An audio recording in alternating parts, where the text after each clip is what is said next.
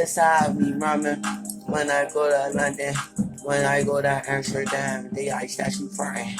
What are you doing? How are you just rhyming like this? I saw you from the strip, but you're just so focused. You always change your style. You always be so wild. You just wanna let your money stack up and let it pile. I saw you with all that gas, you never smoke black and out. I saw all of that shit, but I saw it from afar. Once you came to my country, I knew that you would make it. But I thought that you might get trapped in that vacant, that you were rapping about so much. I was listening to your shit. I know what you were rhyming about. You were on the strip. So now I got to meet you. So what are you about? Do you got that clientele? Is it just with your clout?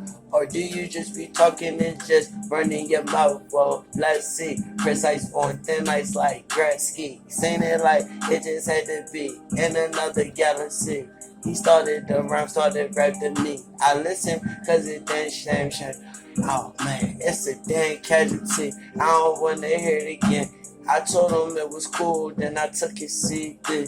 I know he fuck with me, he listen to me daily. But it's hard, try to rap like nigga like me. I respect it, your effort, but I'm saying you gon' have to step it the fuck up when it came to this.